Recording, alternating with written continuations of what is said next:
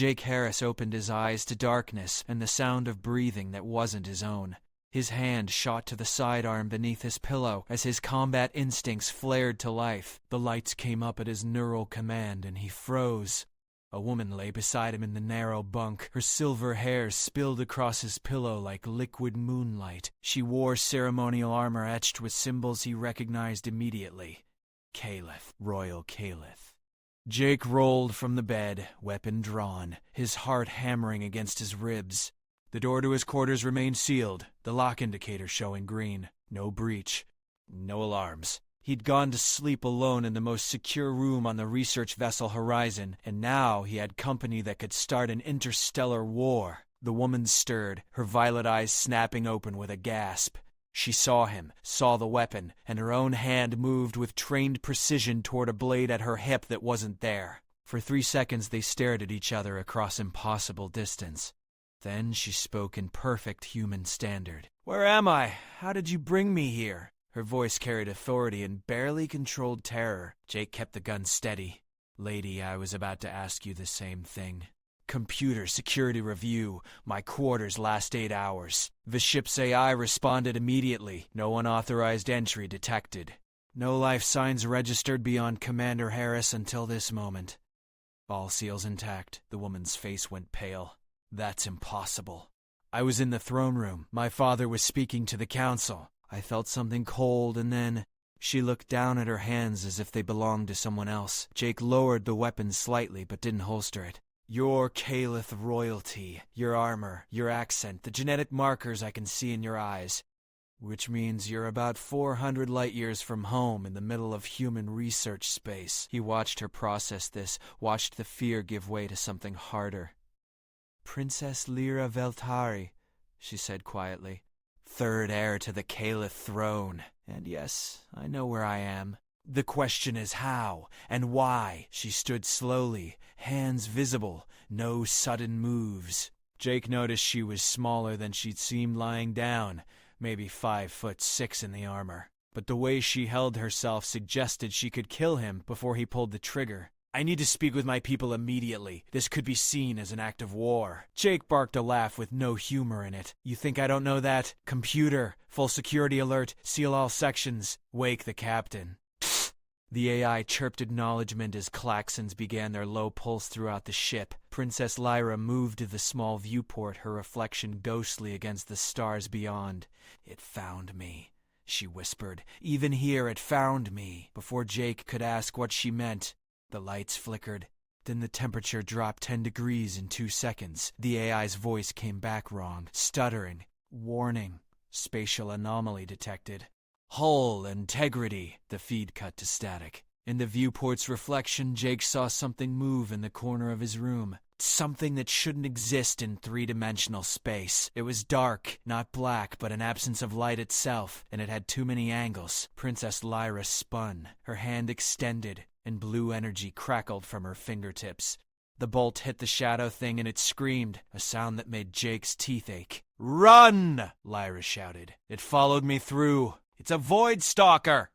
Jake didn't waste time asking questions. He grabbed his backup weapon from the wall locker and hit the door release. The corridor beyond was chaos. Crew members ran past, some bleeding, others firing energy weapons at shapes that flickered in and out of existence. Chief Engineer Maya Brooks stumbled toward him, her left arm hanging at a wrong angle. "Sir, we've got hostiles throughout the ship. They came out of nowhere, through the walls. Weapons are barely effective." Jake pulled Maya into his quarters as another shadow thing materialized behind her. Lyra's energy blast caught its center mass, and it dissolved into smoke that smelled like burning ozone. "Seal this door," Jake ordered. "Maya, can we get to the bridge?" The engineer shook her head, pain making her voice tight. "Bridge is gone. Captain's dead.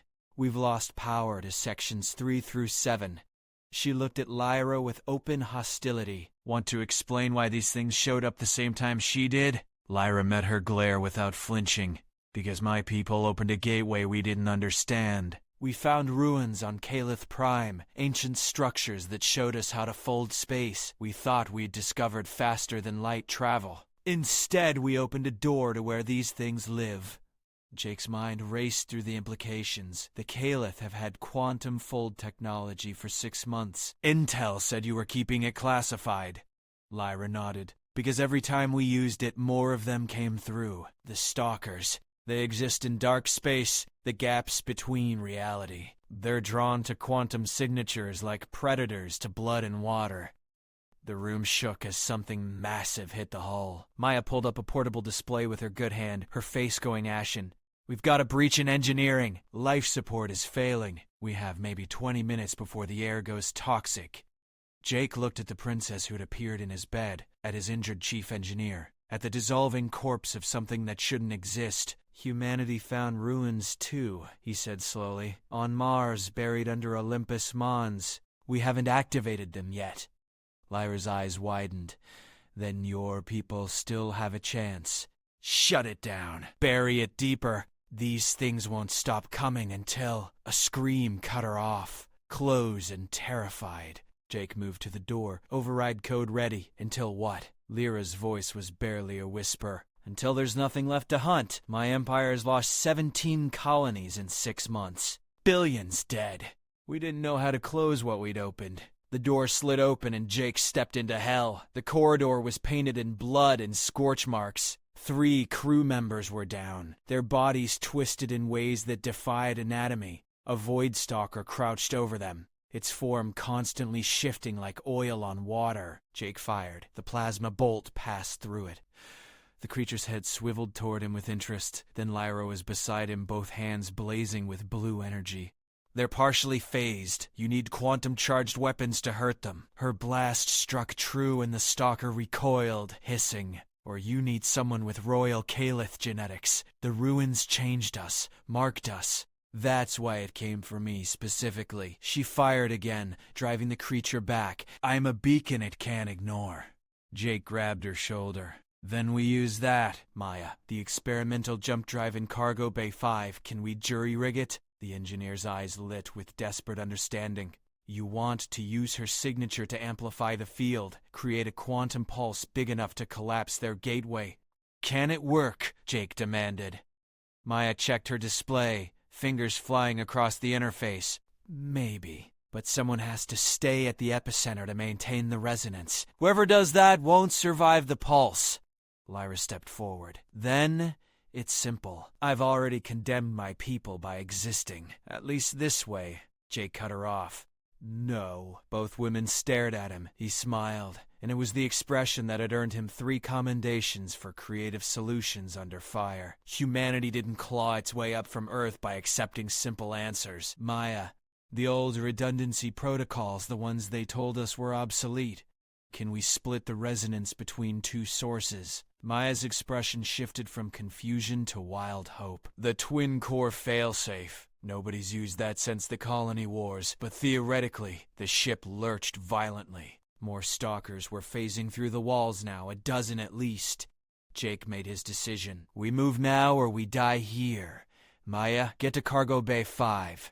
Lyra, you're with me. We're gonna save both our species because that's what humans do. We break the rules and make impossible things work. They ran through corridors thick with smoke and terror. Jake put down 2 stalkers with Maya's hastily modified plasma rifle while Lyra used her abilities to shield them from a 3rd. They lost 2 more crew members in the sprint to Cargo Bay 5. By the time they sealed the bay doors, only 7 people remained alive on the horizon out of a crew of 43. The experimental drive sat in its cradle like a silver egg, pulsing with barely contained energy. Maya worked with one hand, jury-rigging connections that sparked and smoked. I need 10 minutes, she gasped. The power couplings aren't designed for this kind of load. Jake checked the door seals. Something was pounding on the other side, making the reinforced metal buckle. You've got 5.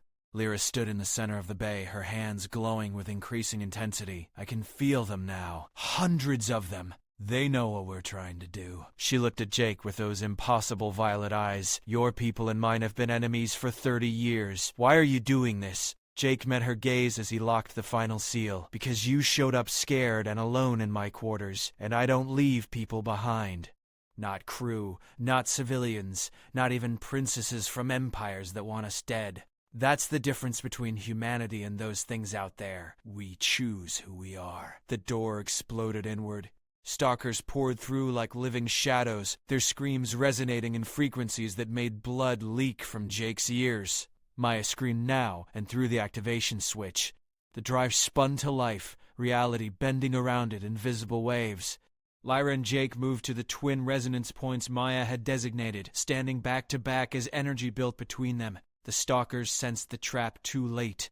The quantum pulse expanded outward, and Jake felt it in his bones, in his DNA, as it synchronized with Lyra's royal signature. Together they created something new, something the ancient gateway builders had never anticipated. A harmonic frequency that existed in both dark space and real space simultaneously. The stalkers began to dissolve, pulled back toward their dimension, but the gateway itself, the tear in reality that connected the realms, started to seal. Jake felt the pull trying to drag them both through, sacrifice still demanded. He grabbed Lyra's hand and pulled her to the secondary resonance point Maya had rigged, the one nobody thought would hold.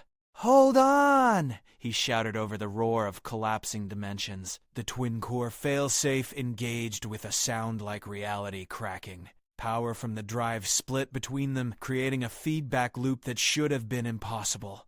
Should have killed them both. Instead, it amplified, using their combined will to force the gateway closed from both sides at once. For an eternal second, Jake stood in two places at once, saw through Lyra's eyes, felt the weight of an empire's guilt and humanity's stubborn refusal to accept defeat merge into something greater. Then the pulse released and they were thrown backward, smoke rising from their bodies. The stalkers were gone, every single one. Maya rushed to the medical scanner, beeping frantically. "You're both alive. Barely. But alive." She looked at the readings in disbelief. "You've both got quantum markers now. You're entangled at the genetic level." Jake helped Lyra to her feet. Through the viewport, he could see the gateway collapsing in on itself, a wound in space healing. "Is it done?" Lyra asked, her voice hoarse. "Is it finished?" Maya nodded slowly. "The pulse should propagate across all connected gateways. If I'm reading this right, every ancient ruin on every world just went permanently inert. No more stalkers. No more invasions." She paused. "But every ship in both our fleets probably detected that pulse. They'll know something happened here." Lyra looked at Jake, still holding his hand. "They'll know I'm alive. That I'm with humans. That we worked together." Jake squeezed her hand once, then released it. "Then we tell him the truth. That humanity and the Kaelith Empire just saved each other. That we're stronger together than apart. That we don't abandon people, even former enemies." The communication systems crackled to life. Both human and Kaelith fleets were demanding answers. Threatening war, demanding surrender. Jake activated the transmitter, pulled the battered princess to stand beside him where both fleets could see. "This is Commander Jake Harris of the research vessel Horizon. I'm transmitting on all frequencies, human and Kaelith. 6 hours ago, Princess Lyra Velventari appeared in my quarters through means we didn't understand. What we discovered next saved both our civilizations." He laid out everything, the gateways, the stalkers, the quantum pulse, the choice they'd made. When he finished, silence filled the channel. Then Lyra stepped forward, her voice carrying the authority of royalty despite her scorched armor and bloody face. "I speak for the Kaelith throne. Commander Harris and his crew chose mercy when they could have chosen revenge. They chose to save me, to save us all, when history said they should have let me die." She looked at Jake, and in her eyes he saw the beginning of something that would reshape two empires. "Humanity taught me something today. That survival isn't about who's strongest or who got to the stars first. It's about who you choose to stand with when darkness comes calling." The human fleet commander's voice came through first, cautious but curious. "Commander Harris, you're saying you saved a Kaelith princess?" Jake smiled. "No, sir. I'm saying we saved each other. And if we could do that, imagine what our peoples could accomplish together." The Kaelith response came slower, but when it did, it carried weight. "Third heir, Lyra, you live. Your father rejoices. He wishes to hear your account personally." Lyra straightened despite her wounds. Tell my father that I will return home with new allies. Tell him the age of Cold War between our peoples ends today because one human refused to leave me behind when every tactical manual said he should." She glanced at Jake. "Tell him humanity fights like no one we've ever encountered, not with overwhelming force, but with impossible solutions and the sheer stubborn refusal to accept defeat." The channels erupted in chatter, both fleets arguing, questioning, demanding proof, but Jake could hear it underneath the bluster. Hope, curiosity, the first fragile threads of something better than 3 decades of hostility. Maya touched his shoulder. "Sir, we've got multiple ships converging on our position. Both sides. This could still go very wrong." Jake looked at the princess who'd appeared in his bed, at the dead crew members they'd failed to save, at the sealed gateway that would never threaten anyone again. Or it could go very right. Humanity didn't get this far by taking the safe path. He activated the transmitter one final time. "To all ships, both fleets. The horizon is heavily damaged. We have casualties. We need immediate assistance. And we have a princess to return home and a story to tell that will change everything. I suggest you prepare for diplomatic talks because after today, neither empire can afford to be enemies anymore. The universe is too dangerous for that." Lyra stood beside him as the ships closed in, her hand finding his in the chaos. "Thank you," she whispered, "for not leaving me behind." Jake squeezed her hand and smiled, the expression of a man who'd just rewritten the rules of interstellar politics through sheer stubbornness. "That's what we do. We're human. We don't abandon anyone, and we sure as hell don't accept impossible as an answer. Your people are about to learn that lesson very well." Through the viewport, ships from both fleets formed up around the dying horizon, weapons powered down, rescue shuttles launching. In his quarters, where this had all started, the bed still held the indent of 2 people who'd woken to save the galaxy. And in the space between stars, the last Void Stalker dissolved into nothing, its hunting grounds sealed forever by the combined will of 2 peoples who'd chosen hope over hatred. The age of Cold War was over. The age of alliance had begun with a princess in a commander's bed, and humanity's stubborn refusal to leave anyone behind.